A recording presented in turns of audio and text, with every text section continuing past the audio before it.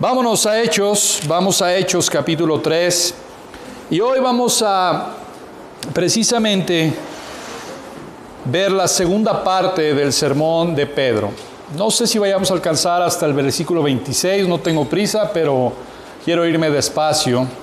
El título del sermón es Jesucristo, nombre sin igual, segunda parte, pero la idea central de este sermón es arrepentimiento. Esto es algo bien importante. Hace mucho tiempo, cuando estaba estudiando, uno de mis maestros me dijo, cuando vayas a predicar, tienes que hacer una prueba. Si a las 2, 3 de la mañana te despierta tu esposa y te dice en una frase, dime qué es lo que vas a predicar, tú tienes que saber qué es la idea central de tu pasaje. Entonces, cada vez que despierto, 4 o 5 de la mañana que despierta mi esposa, me dice, ¿de qué vas a predicar? Entonces, eso es bueno porque te tiene en la mente el sermón. Y hoy la idea central de esto es arrepentimiento. Hoy vamos a hablar de arrepentimiento. Dice la palabra ahí en Hechos capítulo 3, versículo 17. Mas ahora, hermanos, sé que por ignorancia lo habéis hecho, como también vuestros gobernantes. Pero Dios ha cumplido así lo que había antes anunciado por boca de todos sus profetas, que su Cristo había de padecer. Así que arrepentíos y convertíos para que sean borrados vuestros pecados, para que venga de la presencia del Señor tiempos de refrigerio. Vamos a orar. Padre, gracias te damos, Señor, hoy en este día por tu palabra. Tu palabra es viva y eficaz. Gracias te damos, Señor, porque tú en tu misericordia nos tienes aquí. Podríamos estar en otro lado, pero hoy tú has querido que estemos aquí con el firme propósito de escuchar tu palabra. Así que, Señor, yo te ruego hoy en esta tarde que hables tú.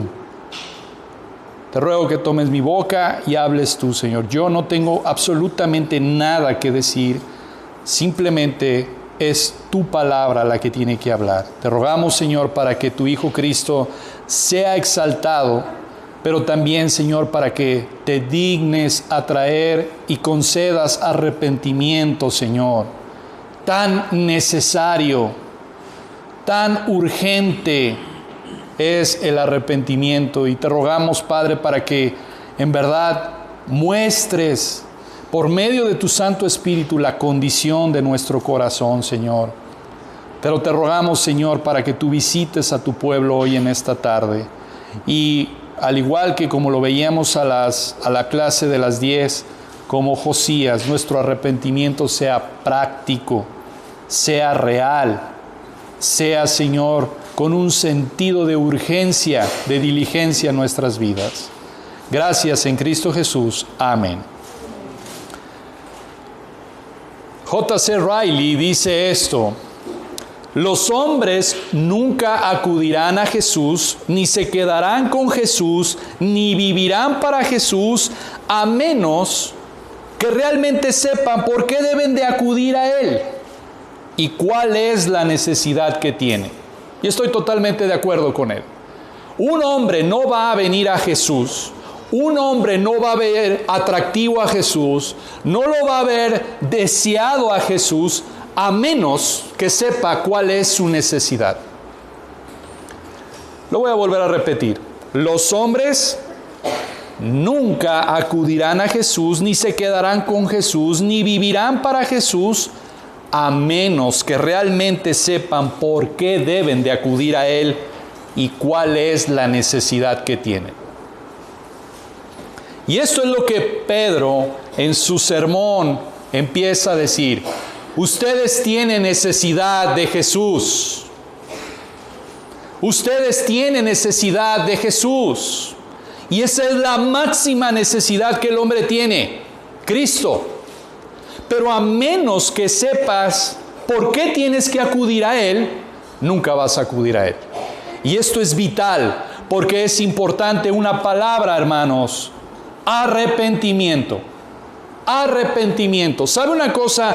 ¿Por qué para los que han nacido de nuevo? ¿Por qué a los que creen en Jesús es atractivo Jesús? ¿Es el deseado Jesús? Porque ven su condición. Ven la condición que tiene. Y vemos precisamente en Hechos el nacimiento de la iglesia. Pero también, hermanos, esto es importante, una pregunta que me hicieron el martes: ¿cómo debemos de presentar el Evangelio? Bueno, pues aquí está cómo la iglesia presentaba el Evangelio. Y si usted vino la semana pasada y antepasada, Pedro comienza acusándolos. Pedro comienza diciendo: son pecadores. Esa es tu necesidad, eres un pecador. Tienes la plaga del pecado en tu corazón. Y el único que puede sanar tu corazón, perdonar tu corazón, es Cristo. Hoy precisamente la predicación moderna hace que los incrédulos se sientan bien. Y mucha gente no le gusta venir a la iglesia porque se siente mal. Y prefieren ir a iglesias donde les guste, que los hagan sentir bien, las hagan sentir a gusto. Ese es el tipo de predicación que quieren. Predicación donde los hagan sentir cómodos con sus estilos de vida. Y cuando se encuentran con una congregación que empieza a confrontar el pecado, se sienten desagusto y dejan de asistir. ¿Sabe una cosa? Cuando estuve preparando este sermón, me hizo pensar una cosa. Y si usted ha leído el libro de Hechos, ¿sabe cuál era la amenaza más grande de la iglesia primitiva? ¿Sabe cuál era la amenaza más grande de la iglesia primitiva? No era la persecución. No era la persecución, escuche bien, es la tolerancia al pecado. Esa es la amenaza más grande de una iglesia. La tolerancia al pecado. Esa era la mayor amenaza de la iglesia primitiva y esa es la mayor amenaza de hoy en día de la iglesia. La tolerancia del pecado. Y el mensaje que los cristianos, que la iglesia debe de dar y debe de enviar al mundo es que Dios aborrece al pecado y al que lo practica también. Cuando el mundo entienda que Dios va a juzgar al pecado y al pecador, ¿sabe qué? Las personas van a estar preparadas para recibir el mensaje del Evangelio. ¿Por qué? Porque van a estar preparadas para el mensaje que Dios ha provisto en la sangre de Cristo Jesús. ¿Sabe cuál es? El perdón total de los pecados. El perdón total de los pecados. El mundo necesita, pero antes que el mundo, lo que necesita es, tú y yo necesitamos saber que el pecado mata. Pero Dios perdona. El pecado mata, pero Dios perdona. Pedro ha estado presentando una serie de paradojas al pueblo de Israel y precisamente presenta a Jesús como siervo. Dios lo exaltó. Aunque Jesús era el libertador del pueblo, ellos lo negaron y lo entregaron a Pilato. Rechazaron al justo, al santo, al autor de la vida por un homicida, por un impío, por un injusto. Mataron al autor de la vida y pidieron la libertad de un asesino, de uno que había quitado la vida a otro. Y la semana pasada hablábamos de la condición del hombre, de su corazón. Cómo el hombre prefiere, y ahí está, cómo es que los judíos, un pueblo entendido de Dios, que tenía tanta manifestación de Dios, prefirió mejor a un asesino, a Barrabás, que al autor de la vida. La locura del pecado, la insensatez del pecado, la tontería del pecado. Y versículo 17 de Hechos marca precisamente la transición en el sermón del Pedro. Primeramente, culpa a los judíos por rechazar y asesinar al Mesías. Pero en esta transición, ahora Pedro les ofrece esperanza. Les ofrece precisamente esperanza, proclamando la necesidad del arrepentimiento. Y comienza el versículo 17 diciendo: mas ahora, hermanos. Pedro se identifica con ellos y les dice hermanos, y muestra su amor y su preocupación por ellos. Sé que por ignorancia lo habéis hecho, como también vuestros gobernantes. Lo que hiciste, lo hiciste ignorando. Pecaste en ignorancia. Todo lo que hiciste, mataste al autor de la vida, lo hiciste en ignorancia. Porque si hubieras sabido a quién mataba, no lo hubieras matado. Todo lo que hiciste, solicitar al asesino en vez del autor de la vida, matar al autor de la vida, entregarlo, lo hiciste en ignorancia. Y porque lo hiciste en ignorancia, hay esperanza. Todo lo contrario a lo que dice Hebreos 10:26. Si pecaremos voluntariamente, no queda más sacrificio.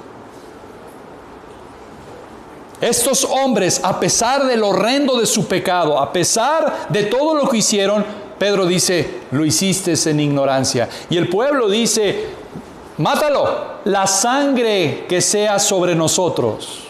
Es algo muy fuerte. Y Pedro dice, lo hiciste en ignorancia. Lo hiciste ignorando. Versículo 18. Pero Dios ha cumplido así lo que había antes anunciado por boca de todos sus profetas, que su Cristo había de padecer. Y estas profecías se hallan en el Salmo 22, se hallan en Isaías capítulo 50, versículo 6, se hallan en todo el capítulo de Isaías 53. Ahí es donde el Señor habla del siervo sufriente y que fue entregado por el plan predeterminado y el conocimiento previo de Dios. Sí es cierto, ustedes lo clavaron en esa cruz, pero ¿saben qué? Estaba dentro de los planes de Dios. No hiciste nada que Dios no haya decretado y que no estuviera dentro del plan de Dios. Fue malvado, fue algo pecaminoso, fue algo atroz, fue algo horrendo, pero estaba dentro del plan del Señor. Y mire, dé la vuelta ahí a Hechos capítulo 4, versículo 27. Dice, porque verdaderamente se unieron en esta ciudad contra tu santo Hijo Jesús, a quien ungiste, Herodes y Poncio Pilato con los gentiles y el pueblo de Israel.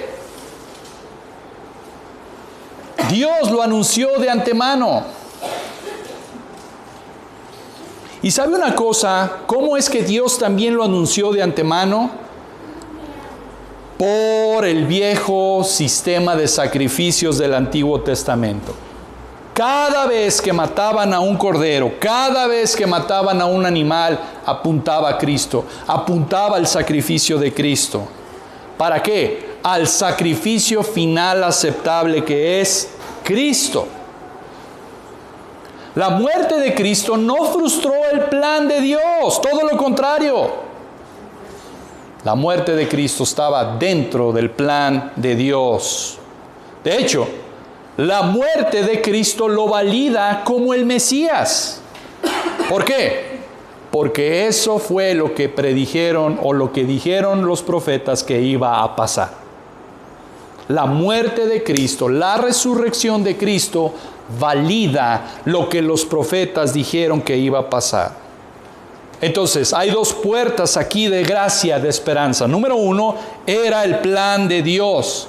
Y número dos, lo hiciste en ignorancia.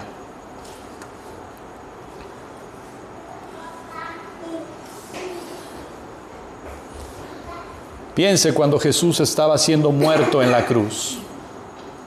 Todos los que se burlaban, todos los que le escarnecían, todos los que le blasfemaban.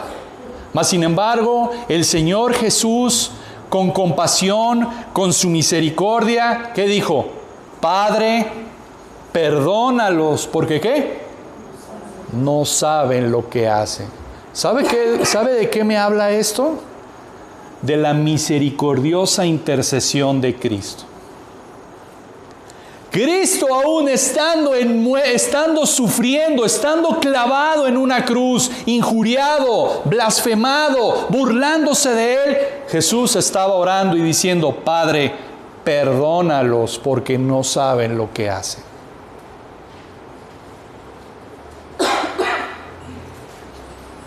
Y sabe una cosa, eso es precisamente la intercesión de Jesús, por la cual tú y yo estamos aquí. Y hemos recibido ese perdón. Padre, perdónalos porque no saben lo que hacen. Y tú y yo hemos recibido también ese perdón.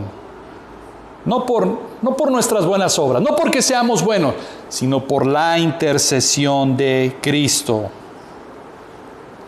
¿Sabe una cosa? ¿Qué tal si tú estuvieras ahí muriendo?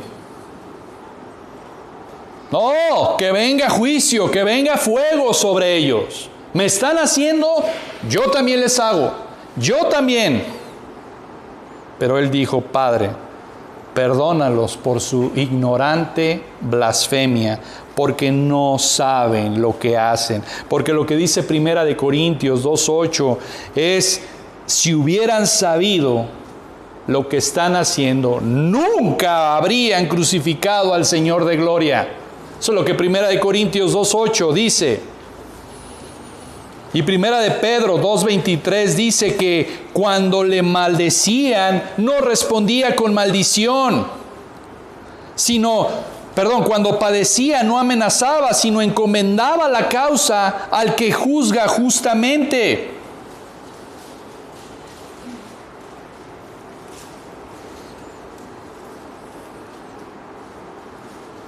Pero a mí lo que me llama la atención es la intercesión de Cristo. Y quiero que me acompañe aquí a Isaías. Vamos a Isaías 53. Isaías 53, versículo 12. Ahí es donde encontramos la maravillosa intercesión de nuestro Señor Jesucristo. Dice, por tanto, Isaías 53, 12, por tanto, yo le daré parte con los grandes, y con los fuertes repartirá despojos, por cuanto derramó su vida hasta la muerte y fue contado con los pecadores, habiendo él llevado el pecado de muchos. ¿Y qué? Orado por los transgresores. Qué alegría, qué bendición saber que Jesús intercede por mí, que Jesús ora por los transgresores, que Jesús ora precisamente por aquellos que estaban crucificándolo. Y sabe una cosa, muchos de los que estaban oyendo a Pedro eran los que cuando estaban crucificando a Jesús decían, crucifícale, crucifícale. Y 4,000 personas se añadieron ese día a la iglesia cristiana. ¿Sabe por qué? ¿Sabe por qué? Por la intercesión de Cristo. Por la intercesión de Cristo. ¿Sabe por qué nuestro pecado, nuestra caída no es final? Por la intercesión de Cristo. ¿Sabe por qué no pecamos más de lo que deberíamos de pecar o de lo que podemos pecar? Por la intercesión de Cristo. Porque Cristo está intercediendo por nosotros.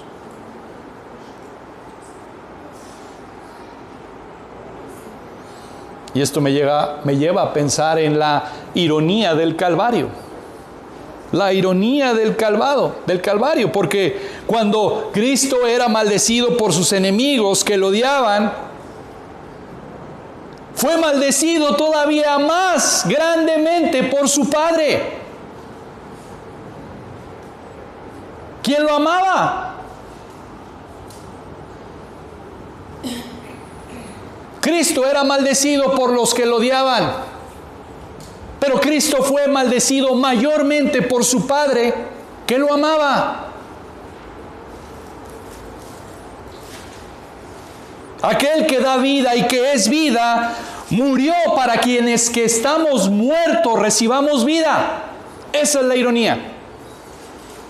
Aquel que es la vida, aquel que da la vida, murió para los que estábamos muertos en nuestros delitos y pecados, ahora tengamos ¿qué? Vida eterna. Jesús era víctima de burlas, no porque no podía salvarse. Sin embargo, al no salvarse a sí mismo, salvó a muchos. Al no salvarse a sí mismo, salvó a muchos. Esa es la ironía del Calvario. Esa es la ironía del Calvario. Y Pedro, precisamente, regresando ahí a Hechos, versículo 18, dice: pero Dios, habiendo cumplido así lo que había antes anunciado por boca de todos sus profetas, que su Cristo había de padecer. Versículo 19, así que arrepentíos y convertíos, para que sean borrados vuestros pecados, para que vengan de la presencia del Señor tiempo de refrigerio. Lo hiciste en ignorancia, rechazaste al autor de la vida. Y hoy en día también has vivido de acuerdo a tu propósito, a tu egoísmo, dándole rienda suelta a tu pecado. Y el mensaje que Pedro dio a aquel entonces es el mismo mensaje para hoy en día: arrepiéntete y conviértete, arrepiéntete y conviértete. Y hoy vamos a ver varias cosas que el Espíritu Santo utiliza para producir arrepentimiento.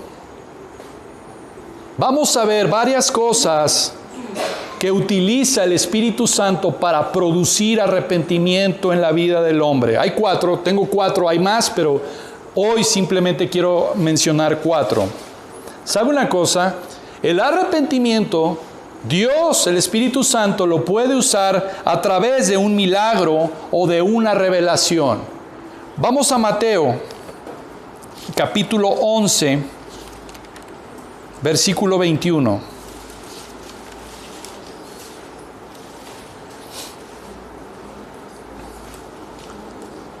Jesús está pronunciando juicio y dice: ay de ti, Corazín, ay de ti, Betsaida, porque si en Tiro y en Sidón se hubieran hecho milagros que han sido hechos en vosotras, tiempo ha que se hubieran arrepentido en cilicio y en ceniza.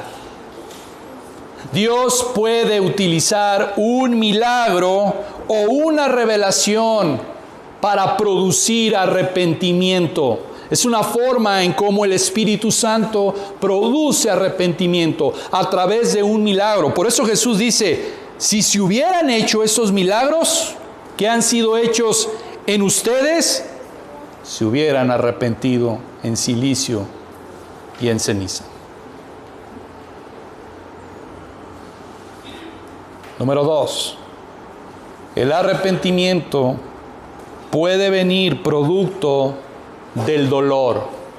El Espíritu Santo puede producir arrepentimiento en una persona por medio del dolor.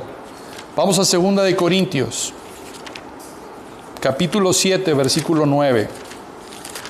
2 a los Corintios, capítulo 7, versículo 9. Dice la palabra: ahora me gozo, no porque hayáis sido contristados, sino porque fuisteis contristados para arrepentimiento, porque habéis sido contristados según Dios, para que ninguna pérdida padecieseis por nuestra parte. Dios puede utilizar el dolor para producir arrepentimiento. Hay dolor para muerte y hay dolor para vida. Y Dios puede utilizar ese dolor para arrepentimiento. Y esa es la palabra contristado. Porque fuiste contristados. Porque fuiste compungido. Porque fuiste traspasado. ¿Por medio de qué? Por medio de la palabra de Dios. Así es que el arrepentimiento puede venir por un milagro, por una revelación del Señor, por dolor, por el dolor. ¿También sabe cómo puede venir el arrepentimiento? Por la bondad y la misericordia y la paciencia de Dios. Vamos a Romanos capítulo 2, versículo 4. Romanos capítulo 2, versículo 4. Dice la palabra: o menospreciáis las riquezas de su benignidad, paciencia y longanimidad, ignorando que su benignidad te guía al arrepentimiento. La benignidad de Dios te puede utilizarla el Espíritu Santo para producir arrepentimiento en la vida de un hombre. La longanimidad, la paciencia de Dios, soportando tu vida de pecado. Hermanos, déjame poner un ejemplo de esta paciencia, de esta longanimidad, de esta benignidad de Dios, precisamente con Adán y con Satanás. Satanás pecó. ¿Y qué pasó inmediatamente con él? ¿Qué pasó? Fue echado de la presencia de Dios y fue juzgado. ¿Qué pasó con Adán? Sí, es cierto, murió, pero Dios en su longanimidad, en su paciencia, proveyó de un Salvador.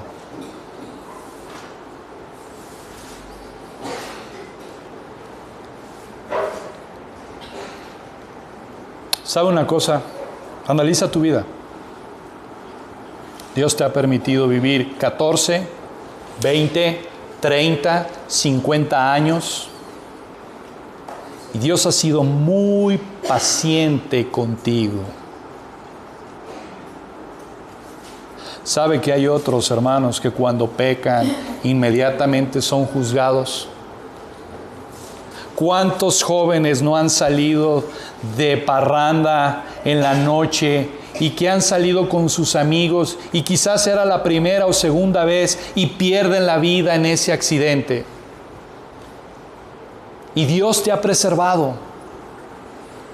Y Dios te ha guardado. No te guarda y no te preserva para que peques más, sino para que reconozcas que su gracia, su benignidad, su paciencia y longanimidad te deben de llevar al arrepentimiento. Mira lo que Dios te ha dado.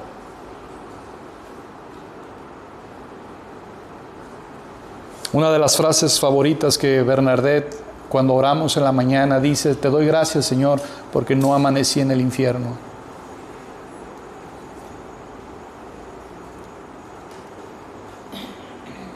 Y eso te debería de llevar al arrepentimiento. Porque sabes una cosa, si no lo crees que el infierno es real, eso no importa. Lo que importa es Dios dice que sí hay infierno.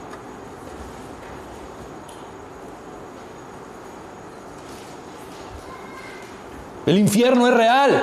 El infierno no es esta vida, como muchos dicen. Esto no es infierno.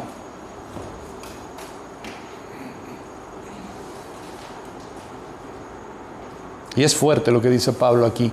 Menosprecias la riqueza de su benignidad. ¿Cuánto hemos menospreciado la benignidad de Dios? Hermano, yo ya acepté a Jesús. ¿De qué me tengo que arrepentir? De esto. De que has menospreciado una y otra vez su benignidad. ¿Te habías puesto a pensar en eso? Si hoy en la mañana no encuentras una razón por la cual arrepentirte, Pablo te da una muy buena razón, porque has menospreciado su benignidad. No la has apreciado. La has tenido en poco su benignidad.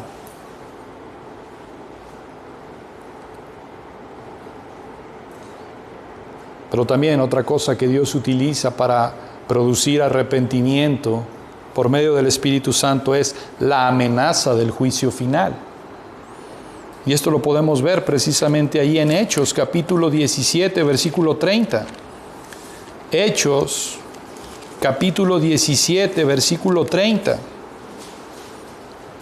Pero Dios, habiendo pasado por alto los tiempos de esta ignorancia, ahora manda a todos los hombres en todo lugar que se arrepientan. ¿Por qué? Versículo 31. Por cuanto ha establecido un día en el cual juzgará al mundo con justicia por aquel varón a quien designó, dando fe a todos con haberle levantado de los muertos. El Espíritu Santo puede utilizar el juicio final para producir arrepentimiento en las personas. Acompáñeme a 2 de Tesalonicenses. 2 a los Tesalonicenses. Capítulo 1, versículos 6 al 12.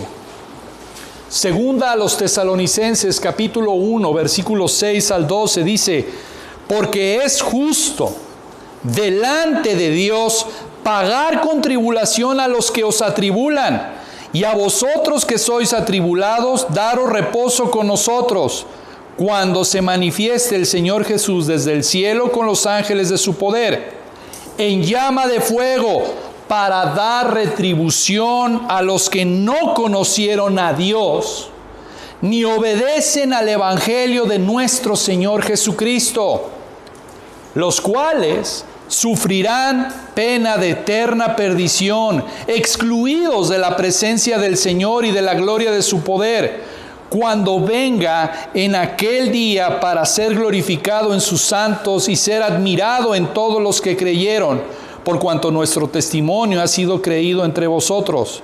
Por lo cual asimismo oramos siempre por vosotros, para que nuestro Dios os tenga por dignos de su llamamiento y cumpla todo propósito de bondad y toda obra de fe con su poder, para que en el nombre de nuestro Señor Jesucristo sea glorificado en vosotros y vosotros en Él, por la gracia de nuestro Dios y el Señor Jesucristo. Duro pasaje. Duro pasaje. Y el Espíritu Santo puede utilizar la amenaza del juicio final para producir arrepentimiento. Dios puede hacer muchas cosas para hacer que las personas se arrepientan, pero es Él quien lo hace.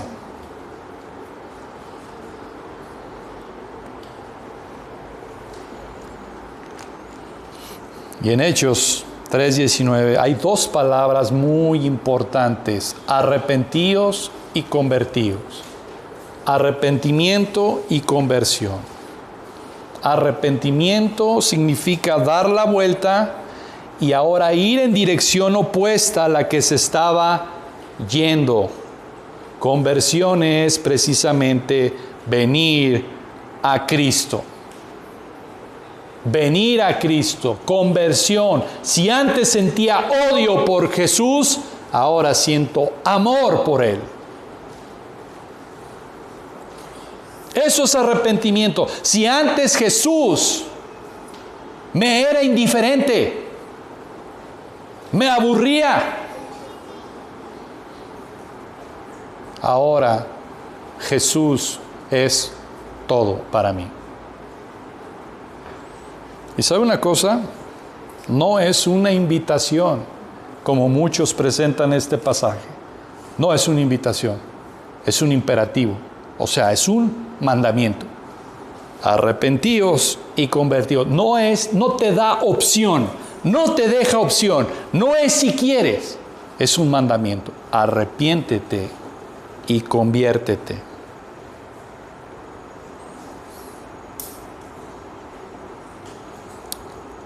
Y vamos a ir a dos pasajes para ilustrar el arrepentimiento.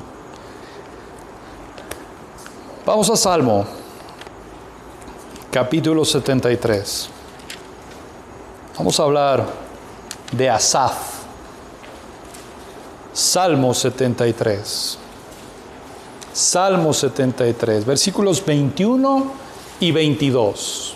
Vamos a hablar de arrepentimiento. Vamos a explicar qué es el arrepentimiento. Y hoy, precisamente desde la clase de las 10, hablamos de arrepentimiento. Y la lectura también, todo Lucas 15 está hablando de arrepentimiento. Vea lo que dice el versículo 21 de Salmo 73. Se llenó de amargura mi alma y en mi corazón sentía ¿qué? Punzadas. Tan torpe era yo que no entendía. Era como una bestia delante de ti.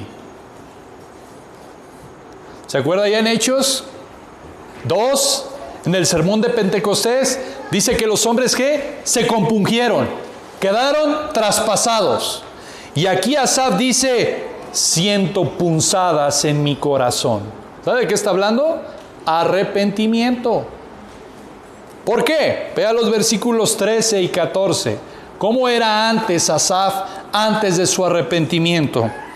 Verdaderamente en vano he limpiado mi corazón y lavado mis manos en inocencia, pues he sido azotado todo el día y castigado todas las mañanas. Así pensaba este hombre.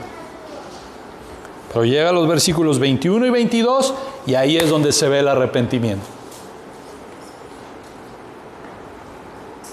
Él dice de él, era como una bestia delante de ti.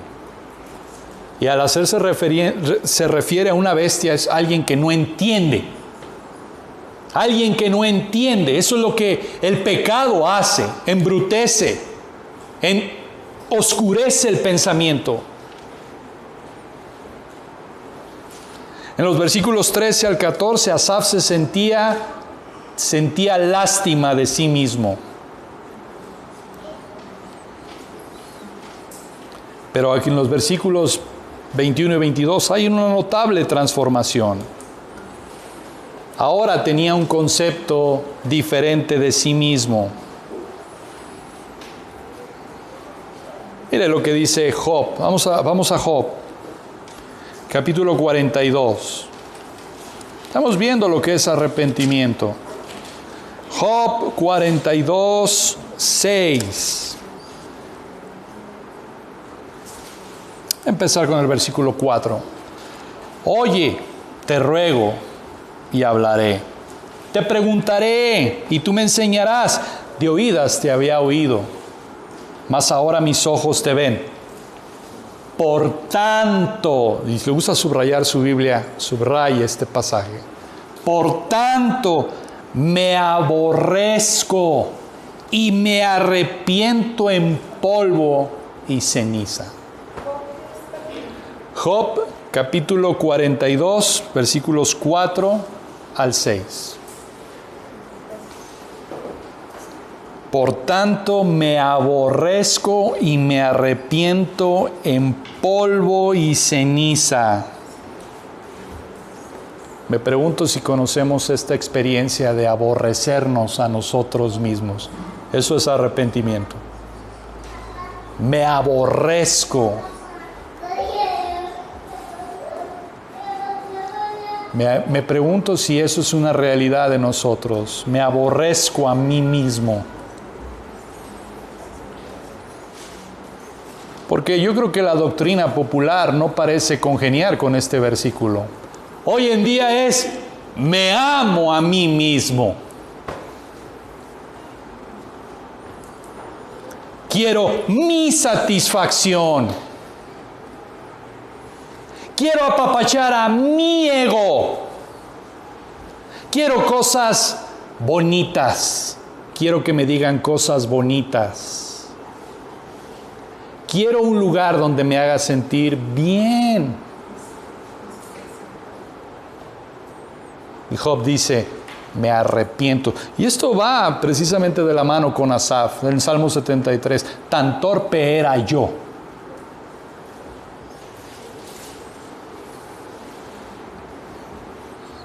Tan torpe era yo. Y sabe una cosa, esto es precisamente lo que produce el arrepentimiento. Un cambio de verse a sí mismo. O sea, antes me veía como mi Dios. Y ahora que ha producido el Espíritu Santo arrepentimiento, lo único que me produzco a mí mismo es aborrecimiento. Me aborrezco. ¿Y sabe qué? Lo que pasa cuando produce eso, me aborrezco a mí mismo, pero amo a Jesús, porque Él es mi justicia. Eso es lo que hace el arrepentimiento. El arrepentimiento nos tiene que vaciar de nosotros mismos. Estamos tan llenos de nosotros mismos, tan egoístas que somos, que cuando viene el arrepentimiento, el Espíritu Santo te vacía. Entonces, como estás vacío, ¿sientes qué? Necesidad. ¿De quién? De Cristo. ¿Por qué? Porque al que no conoció pecado, 2 Corintios 5:21, por nosotros lo hizo pecado, para que nosotros fuésemos hechos justicia de Dios en Él. En Él. ¿Cuánto tenemos que arrepentirnos y vaciarnos a nosotros mismos para tener hambre y sed de justicia de Él? En un corazón que no hay arrepentimiento, no hay lugar para Jesús. No hay lugar para Jesús. Por eso en Mateo 5, lloran los que lloran, porque ven su pecado, ven su condición.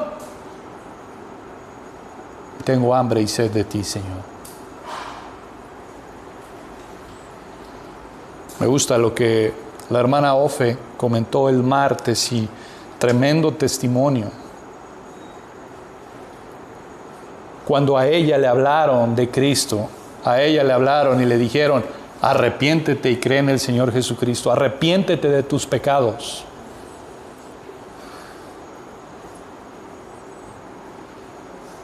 Hoy en día, ¿cómo presentar el Evangelio? Como Jesús, arrepiéntete y cree en el Señor Jesucristo. Lo dije el martes, hoy en día presentamos el Evangelio, ofrecemos perdón sin necesidad de arrepentimiento.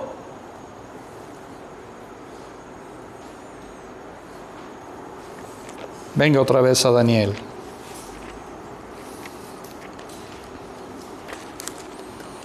Hoy toda esta semana, la clase de del jueves, hablábamos acerca de cuando Mardoqueo rasgó sus vestidos y se vistió también de silicio, de ceniza. El jueves hablamos de arrepentimiento, el domingo hablamos de arrepentimiento, la predicación de hoy hablamos de arrepentimiento. Y este es un buen versículo, Daniel 9:3. Y volví mi rostro a Dios, al Señor, buscándole en oración y ruego, en ayuno, silicio y ceniza. Buscando el rostro de Dios. Eso es arrepentimiento, eso es conversión. Antes le daba la espalda a Dios, ahora el arrepentimiento es buscar el rostro de Dios. ¿Así lo buscas como Daniel el rostro de Dios? ¿Así lo buscas? ¿Así tienes el hambre de Dios?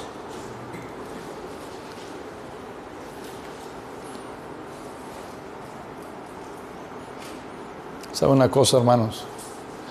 Los grandes hombres y mujeres de Dios se aborrecían a sí mismos. Se aborrecían a sí mismos. Odiaban sus vidas en este mundo. Se odiaban a sí mismos. ¿Y sabe qué? Por eso fueron grandemente bendecidos.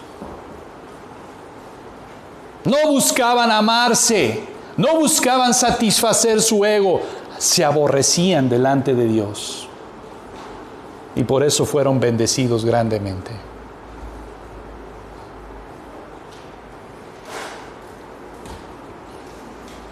¿Sabe una cosa? Yo mencioné en el Antiguo Testamento los sacrificios cuando iban y mataban los animales.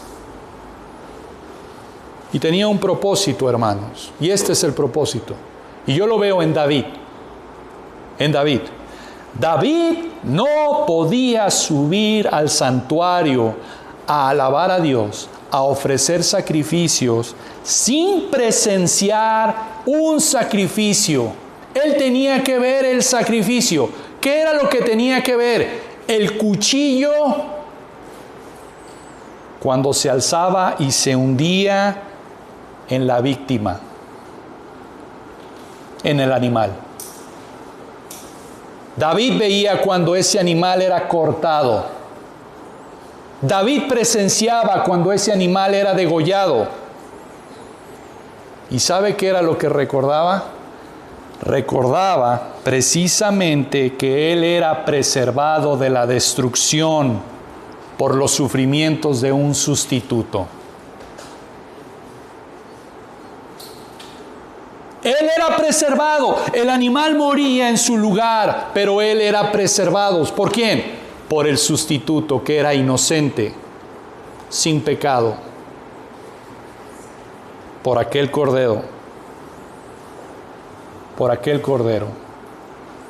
David, de aquel entonces, él tenía un sacrificio. Él tenía un sacrificio. ¿Y sabe una cosa?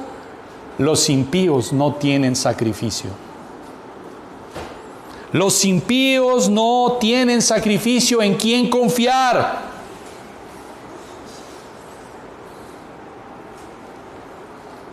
Pero David era preservado precisamente por ese animal que era sustituto, que él ocupaba su lugar, porque en realidad lo que él merecía, y todos, era morir, pero era precisamente preservado por el sustituto. Mire, acompáñeme a esto. Job, capítulo 27.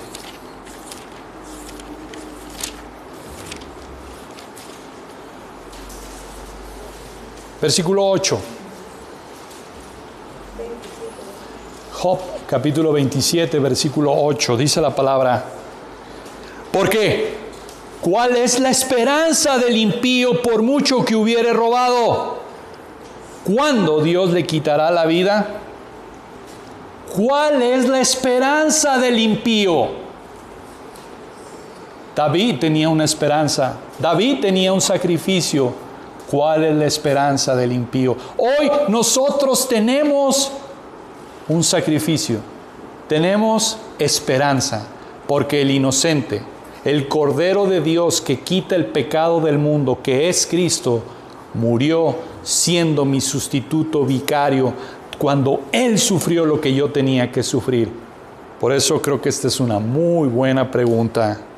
Y si te la hicieran, ¿qué responderías? ¿Cuál es tu esperanza? ¿Sabe que el impío no tiene esperanza? Es lo que está diciendo aquí. ¿Cuál es la esperanza del impío? Ninguna. Pero yo creo que una buena pregunta que tendríamos que hacernos es: ¿y yo? ¿Cuál es mi esperanza? ¿Cuál es tu esperanza? ¿Cuál es tu esperanza? El fin del pecador es la muerte. El fin del pecador es la muerte. No hay esperanza. Y esto, lejos de causar alegría, debe de producir tristeza, dolor por nuestros familiares, por nuestros hijos, por nuestros padres. Porque la esperanza del impío no tienen esperanza. Y el fin del pecador es la muerte. La muerte es la muerte de todo lo que les deleitaba. El vino, las mujeres, la fiesta, la comida, el placer, los bailes, la música, el dinero, los vestidos, los carros, los viajes, el Facebook, el Instagram y todas las redes sociales. La muerte es la muerte del pecador.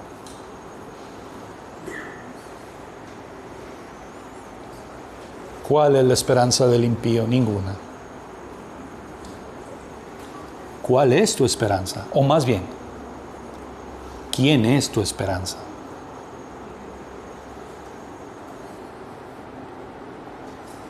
Si tú has confiado en Cristo, si te has arrepentido en Cristo, Cristo es tu esperanza.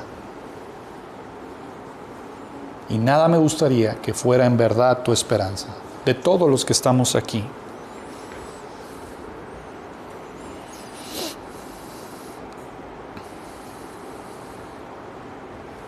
¿Sabe una cosa? Un hombre que es convencido por el Espíritu Santo de su pecado, de su pecaminosidad, de su maldad, de lo horrendo que es el pecado, ahora está listo para acudir. ¿A quién?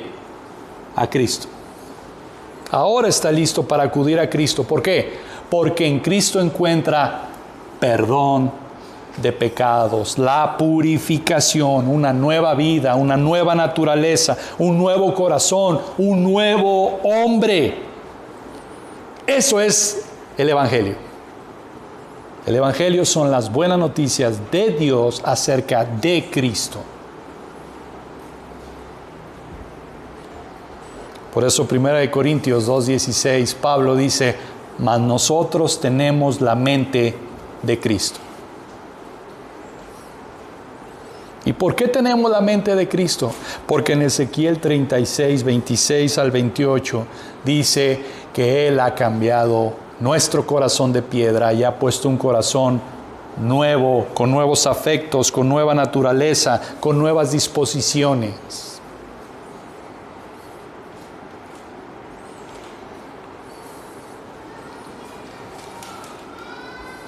¿Está listo para el siguiente pasaje? Ayer platicando con mi papá, hablábamos de estos pasajes y vamos ahí a Jeremías.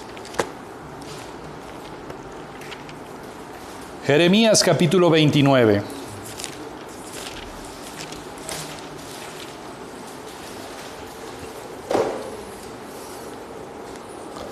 Jeremías capítulo 29, 11 dice, porque yo sé de los pensamientos que tengo acerca de vosotros. Escucha, está hablando de ti. Yo sé de los pensamientos que tengo acerca de ti, que me estás escuchando, dice Jehová, pensamientos de paz y no de mal, para daros el fin que esperáis. Pensamientos de paz. Pero escuche bien esto. Los pensamientos de paz de Dios comienzan sabiendo que estás bajo la ira de Él. Romanos 1:18. Los pensamientos de paz comienzan sabiendo que estás bajo su ira,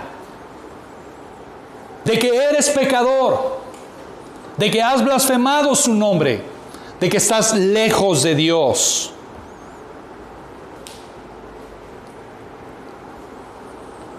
Dios tiene pensamientos de paz, pero comienza precisamente sabiendo que estás bajo la ira. ¿Y sabe por qué dice, tengo pensamientos de paz? Quiere decir que no hay paz. Quiere decir que estás ¿en qué? En guerra. Estás bajo la ira de Él. Si Él tiene pensamientos de paz, es porque tú no estás en paz con Él. O Él más bien no está en paz contigo. Yo tengo pensamientos de paz, pero estamos en guerra.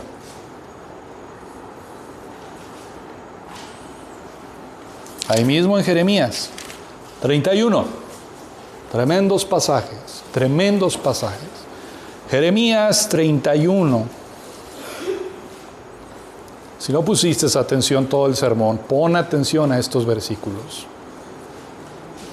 Y me gustaría mucho que, Ale, ¿puedes ayudar a Sara?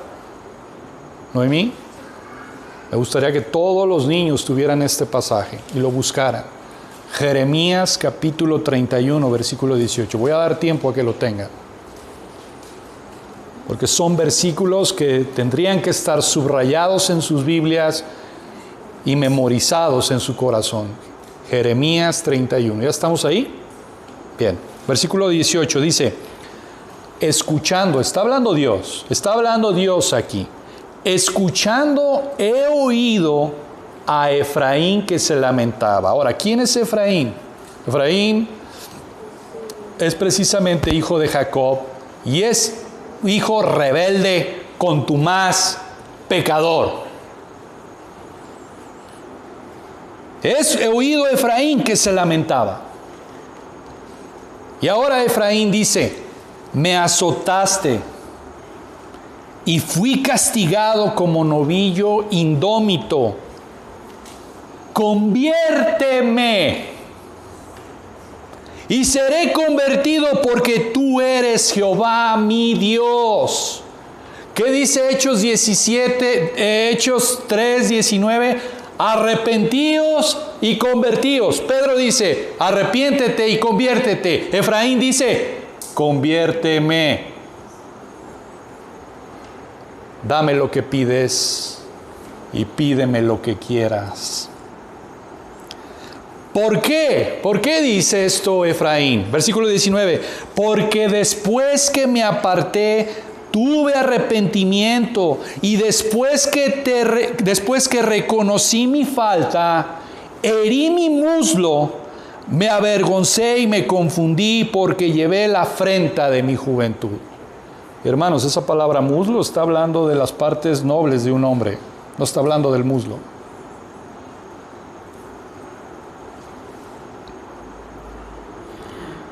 Después de que me aparté, tuve arrepentimiento. ¿Por qué tuvo arrepentimiento?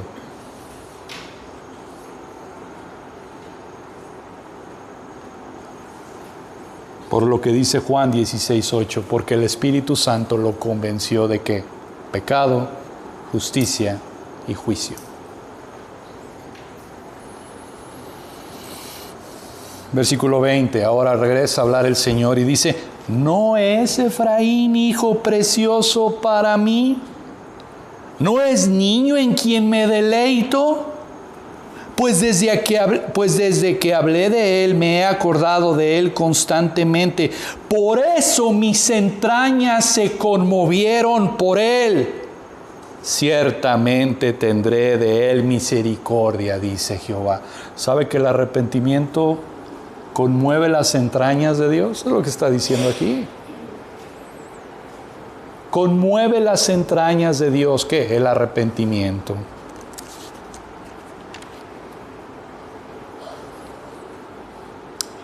Pero si esto los maravilla, denle una vuelta para atrás y vea Jeremías 31:3. ¿Es cierto? Efraín se arrepintió. Dios escuchó su arrepentimiento. ¿Por qué se arrepintió? Por la obra del Espíritu Santo, porque le convenció de arrepentimiento.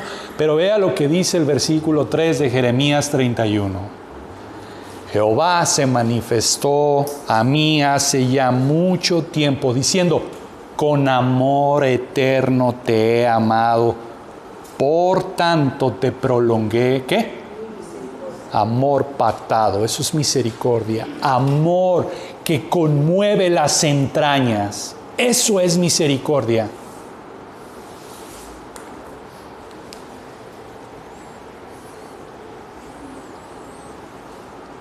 Con amor eterno te he amado.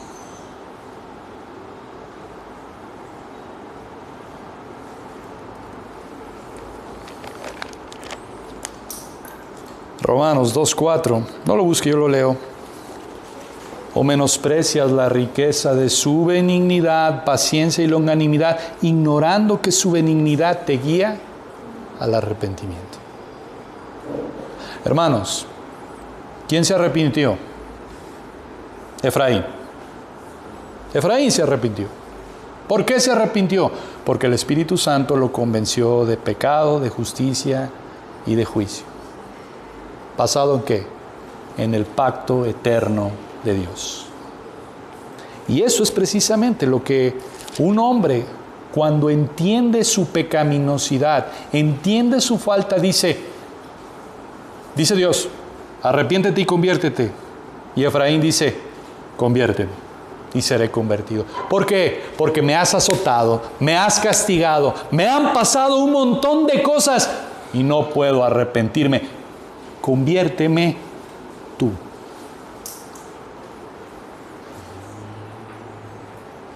Por eso lo que dice Agustín de Hipona, dame lo que pides y pídeme lo que quieras. Arrepiéntete, dame el arrepentimiento.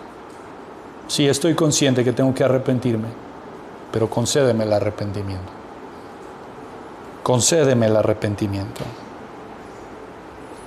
Hermanos, con esto quiero cerrar. El arrepentimiento es necesario para la salvación. El arrepentimiento es necesario para la salvación. ¿Por qué? Porque reconoce la realidad de la persona y de la obra de Cristo.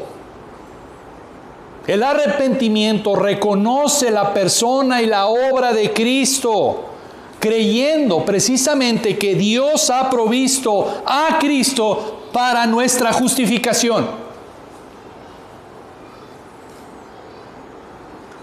Para nuestra justificación.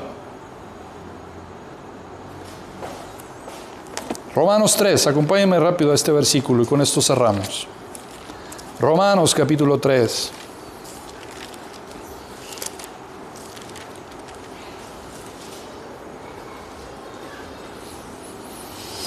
Versículo 24. Siendo justificados gratuitamente por su gracia mediante la redención que es en Cristo Jesús. Versículo 28. Concluimos, pues, que el hombre es justificado por la fe sin las obras de la ley. Porque es justificado en la fe en Cristo, por la obra de Cristo. El arrepentimiento es necesario y es tiempo, hermanos, de que nos pongamos a cuentas con el Señor.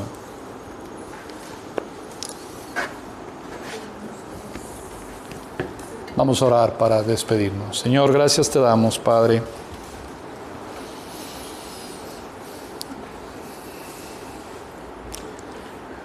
Porque en verdad es maravilloso ver tu palabra, Señor, y ver precisamente cómo el hombre no puede y no quiere arrepentirse, Señor.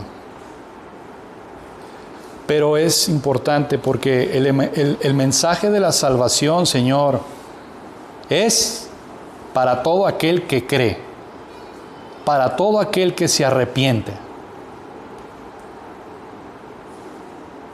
Y Padre, todo aquel que se arrepiente es porque tú lo has amado con amor eterno. Con cuerdas humanas te atraje, dice la palabra en Oseas. Con cuerdas de amor. Y también, Señor, tu palabra dice, ay de los que dicen paz, paz, cuando no hay paz.